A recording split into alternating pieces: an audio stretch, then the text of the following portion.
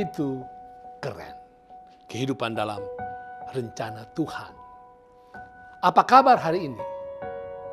Untuk pertanyaan ini, maka kita seringkali membuka detik.com, kompas.com, tempo.com, cnn.com, bbc.com, dan lain-lain. Atau kita pergi membeli koran.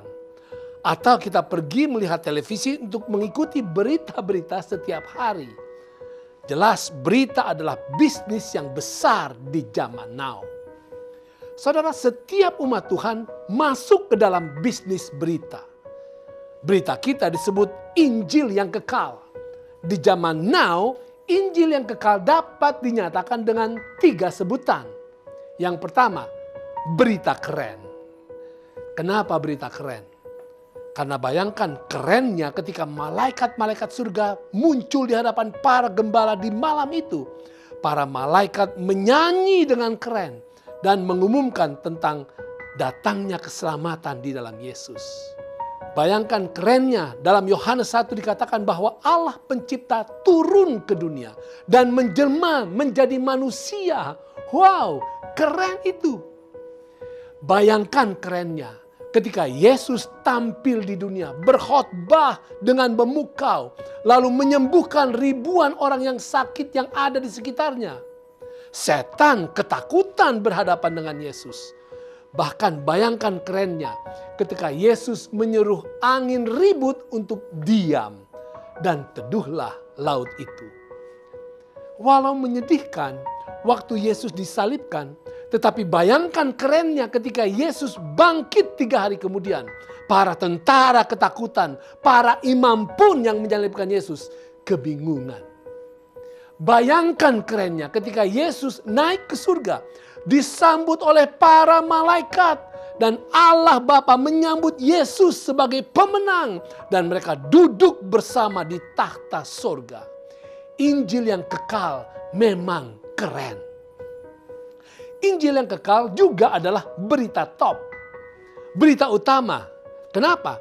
Sekarang ini setiap hari kita membaca berita-berita utama tentang dunia yang semakin mengecewakan, menyedihkan, mengerikan. Gempa di Maroko, di Afghanistan, di Libya, banjir, perang Ukraina, perang di Gaza. Ribuan, puluhan ribu orang mati secara mengerikan. Kriminalitas juga terus meninggi, bahkan sering terjadi di antara orang-orang yang harusnya saling mencintai dan saling melindungi. Tetapi di atas semua itu sesungguhnya ada berita penting, ada berita top.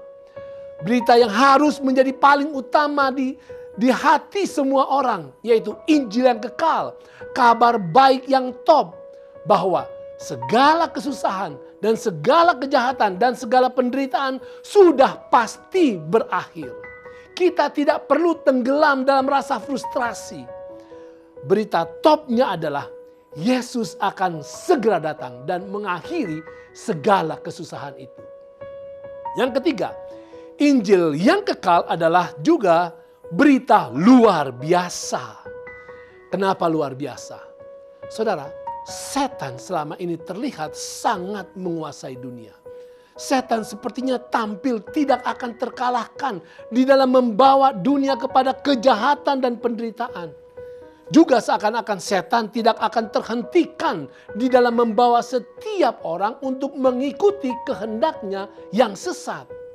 Dan nampaknya kita pun secara pribadi tidak akan sanggup untuk memiliki kehidupan yang lebih baik. Tetapi ada berita luar biasa, yaitu setan sudah dikalahkan. Bukan akan dikalahkan saudara, melainkan sudah dikalahkan. Luar biasa bukan? Yang kelihatannya hebat akan menjadi juara, terbukti kalah total. Yang luar biasanya lagi adalah bahwa kita secara pribadi yang sesungguhnya adalah underdog. Tetapi kini kita adalah pemenang. Di dalam Yesus Kristus kita dapat hidup menang. Kita dapat kalahkan dosa. Dan apapun yang kita lakukan berhasil. Saudara, di sepanjang sejarah Allah selalu memiliki umat yang keren. Keren karena mereka menyatakan karakter Allah dengan ucapan dan ungkapan. Keren ketika di perjanjian lama Abraham dan keturunannya menyatakan kebesaran Allah. Keren ketika di perjanjian baru murid-murid menyatakan kasih Yesus. Dan pasti apabila kita di zaman now menyatakan kebesaran dan kasih Kristus, itu pasti keren.